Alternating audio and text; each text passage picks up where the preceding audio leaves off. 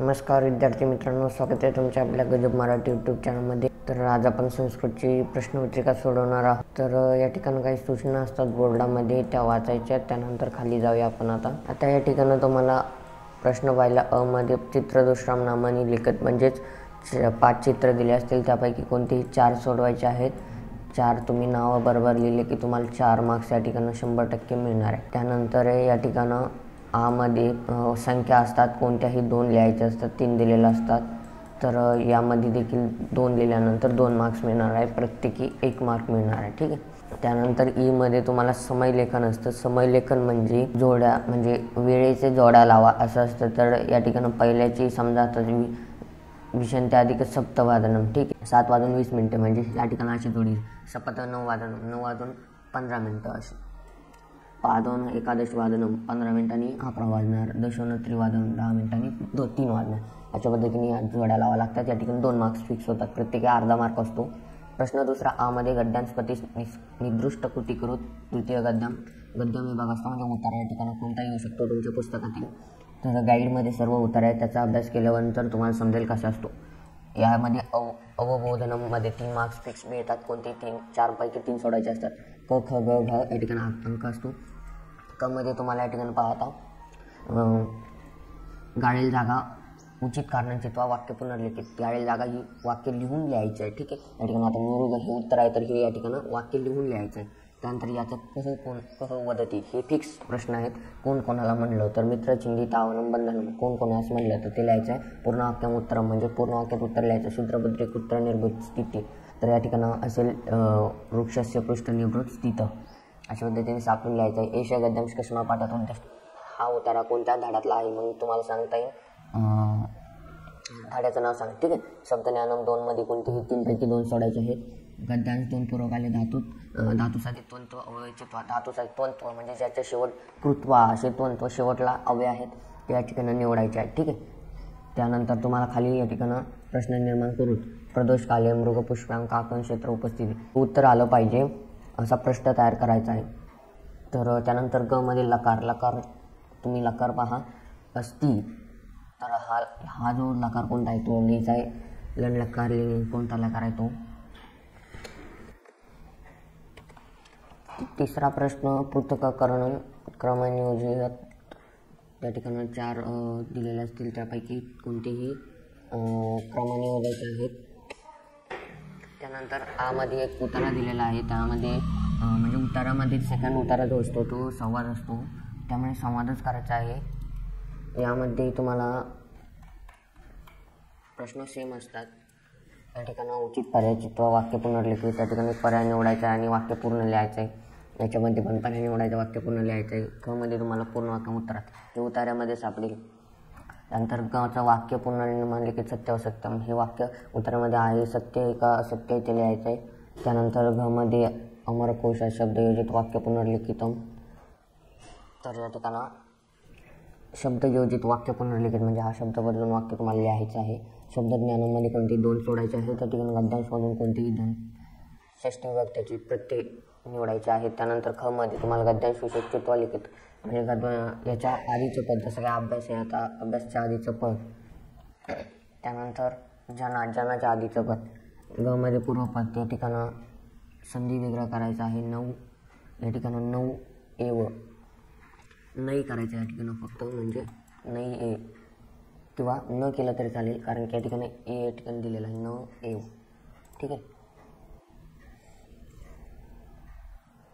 त्यानंतर याचंही तसंच करायचं. पृथक्करण म्हणजे या ठिकाणी एक वेब दिलेला असतो, त्यामध्ये शब्द भरावा लागतात उतार्यातून सापडून. ठीक आहे. 4 वेब भरायच्या आणि तुम्हाला मिळणार 2 मार्क्स. ठीक. त्यानंतर मध्यम भाषा सरळार्थासाठी कोणतेही 2 या ठिकाणी तुम्हाला संवाद दिले जातील. आता हे वगळता तुम्ही पुस्तकातले करू शकता. याचा मराठी अर्थ पाहायचा आहे आणि तो लक्षात ठेवायचा आहे. याला 4 मार्क्स आहे. एका याला कोणताही 1 सोडायचा आहे. त्यानंतर प्रश्न तिसरा अ मध्ये पद्यांश, या ठिकाणी आता एक श्लोक दिले जातील 3, म्हणजे 1 उतारा मिळून, आणि त्यामध्ये पहिल्या याच्यात पद्यांश पठित वा निदृष्ट कृती करू, तर त्यामध्ये पूर्ण वाक्य उत्तर लिखित. तर या ठिकाणी याचं उत्तर या ठिकाणी पूर्ण वाक्यात लिहायचं आहे. विशेषण याच्या श्राग्य जोड्या लावायच्यात अशा पद्धतीने. उत्तरपद म्हणजे या ठिकाणी शेवटच्या या ठिकाणी याचा पण शब्द तसं लिहायचा आहे. त्यानंतर 2मध्ये पद्यांश पट्टीतून रेखापत्र कालक्षेत्र शिकरणापी या ठिकाणी 4 लिहायचे आहेत. त्यानंतर मध्ये माध्यम भाषा उत्तरात, तर या ठिकाणी एक कोणताही लिहायचं आहे. याचा पूर्ण 7 ते 8 ओळीमध्ये तुम्हाला माध्यम भाषा लिहायची आहे, 2 मार्क्स मिळतील. त्यानंतर मध्ये पद्यांश पूर्वच्या लिखित कोणत्याही क ख मधला एक आणि ग घ मधला एक, म्हणजे याच्यापैकी कोणताही एक लिहा आणि याच्यापैकी कोणताही एक लिहा, म्हणजे असे 4 मार्क्स मिळून जाते. श्लोक आहे, हा श्लोक तुमच्या पाठ्यपुस्तकात आहे, सर्व पाठ करा. अन्वय म्हणजे ज्या ठिकाणी श्लोकच असतो, श्लोकच्या खाली अन्वय दिलेले आहेत. मध्ये माध्यम भाषा सरलार्थ लिखित, म्हणजे या ठिकाणी श्लोकाची डायरेक्ट तुम्हाला सरलार्थ लिहायचे, कोणतेही 2 लिहा आणि 4 मार्क्स मिळवा. ठीक आहे. त्यानंतर चतुर्थ विभाग लेखन कौशल्यामध्ये तुम्हाला प्रश्न 4 मध्ये धातू साधित अव्ययाच्या विशिष्ट विभक्ती उपयोग कृत्वा वाक्य निर्माण करू. त्यानंतर आता या ठिकाणी याच्यापासून वाक्य निर्माण करायचे आहेत, कोणतेही 4, म्हणजे वाक्य म्हणजे सेंटेन्स तयार करायचे आहेत किंवा त्याला और आहे अथवा मध्ये संस्कृत अनुवादम संवाद करू, म्हणजे संवाद. या ठिकाणी विद्यार्थी प्रश्न विचारतात, छात्रा प्रश्न पृच्छती, असं तुम्हाला याचे कोणते 4 लिहायचे, 6 दिले असतील. यामध्ये निबंध लिहायचा आहे एक कोणताही, तर या ठिकाणी मम प्रयोग उत्सव 2024 येऊ शकतो. त्यानंतर तुम्हाला या ठिकाणी 8मध्ये याला आहे चित्र वर्णन करायचं. या ठिकाणी दिलेल्या शब्दापासून तुम्हाला पॅरेग्राफ तयार करायचा आहे, तो अवघड जातो, तुम्ही निबंधच करा.